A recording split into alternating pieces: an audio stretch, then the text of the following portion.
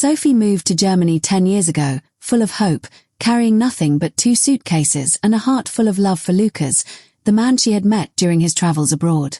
She left behind her entire world, her language, her friends, her career, to build a new life beside him. She imagined a warm welcome into his family. What she got instead was a decade of quiet cruelty disguised as honesty. From the very first family dinner, Ingrid, Lucas's mother, made her feelings clear. She spoke over Sophie in conversations, corrected her German in front of guests, and reminded her constantly that she had married into money and status she didn't earn. Ingrid never missed an opportunity to mention how many local German women would have been a better match for her son. Women with proper families, proper careers, proper backgrounds. Sophie swallowed every insult in silence, telling herself it would get easier with time, that once she proved herself, things would change. They never did.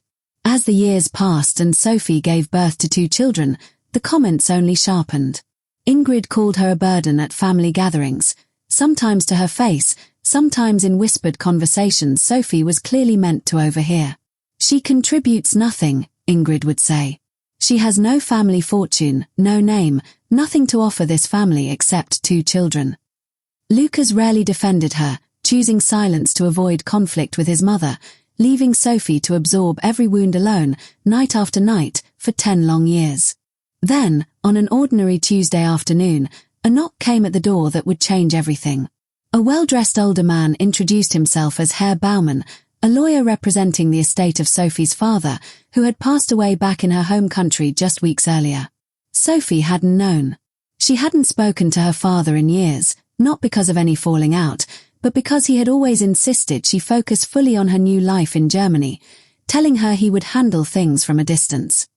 Herr Baumann carried a sealed envelope and a thick folder of legal documents. He explained, gently but clearly, that Sophie's father had not been the modest retired schoolteacher she had always believed him to be. In reality, he had built and quietly sold a manufacturing company decades earlier, investing the proceeds carefully, deliberately keeping his true wealth hidden, even from Sophie herself. He had done it, the lawyer explained, for a specific reason he wanted Sophie to understand only now, after his passing. With trembling hands, Sophie opened the sealed letter that evening, alone in her bedroom while Lucas was still at work. Her father's handwriting, familiar and warm, filled the page. "My dearest Sophie, I hid the truth of what I built so that no one would ever love you for money instead of for who you are. I wanted to know that if you ever found real love, real family, it would be because they saw your heart, not my bank account. Now that I am gone, it is time you knew everything. Watch closely, my daughter, and see who truly deserves to stand beside you." The following weeks unfolded like something out of a dream Sophie never allowed herself to have. The legal documents confirmed it all. She was now the sole heir to a fortune far beyond anything she or Lucas's family had ever imagined. Property holdings, investment portfolios, and full ownership of a company that had quietly continued generating wealth for decades under careful management her father had arranged long before his death. Sophie made a decision. She would not announce anything right away. Instead, she wanted to see, honestly and without interference, how her husband's family would treat her now versus how they had treated her before, though of course, they had no idea anything had changed.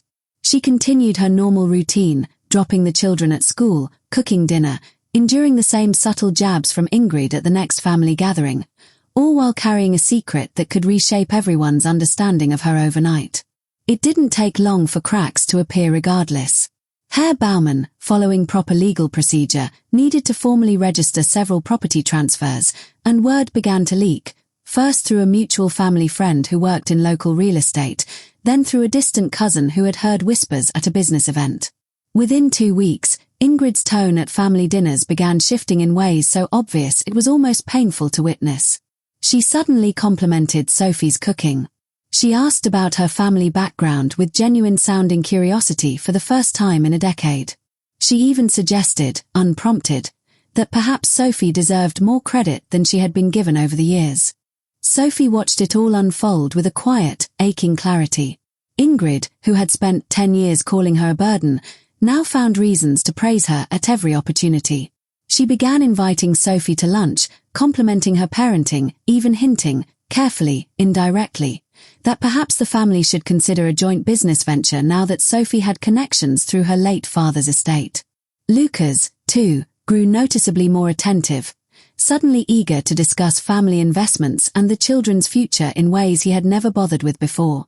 The final piece came together at a large family gathering Ingrid herself organized.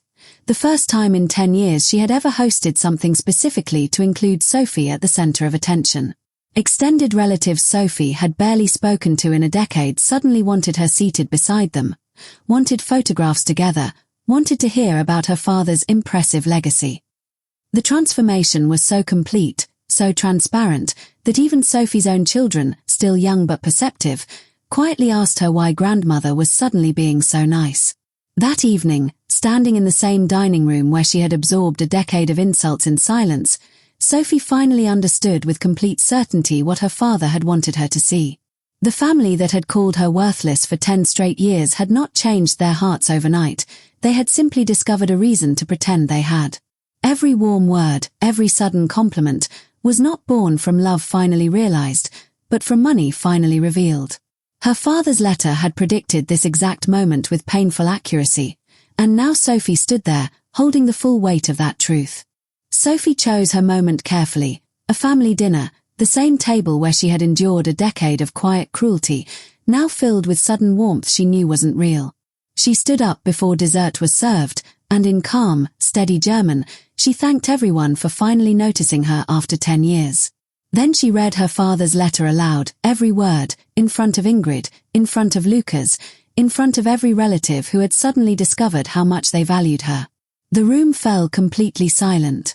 Ingrid's face drained of color as Sophie read her father's closing words. "Watch closely, my daughter, and see who truly deserves to stand beside you." Sophie looked directly at her mother-in-law and said quietly, "You had 10 years to show me kindness for free. It took my father's death and a fortune you didn't know existed to make you try. I saw exactly what I needed to see." No one at the table spoke. Lucas stared at his plate, unable to meet her eyes, finally understanding the weight of a decade of silence he had allowed. In the months that followed, Sophie made careful, deliberate choices about her future. She used a portion of her inheritance to start her own design consultancy, something entirely her own, built on her own name, not her father's legacy or her husband's family. She moved into a home of her own choosing with her children, maintaining a respectful but distant relationship with Lucas as they worked through what their marriage would become. She kept Ingrid at arm's length, polite but no longer available for approval she no longer needed. Sophie often reflects, when speaking to other immigrant women navigating similar situations, on the lesson her father's letter taught her in a single, devastating moment. True love and true family reveal themselves in how people treat you when they believe you have nothing to offer, not in how quickly they arrive once they learn what you're actually worth. She built her new life not on inherited wealth, but on the quiet, unshakable self-respect she had been denied for 10 long years, and finally, fully reclaimed.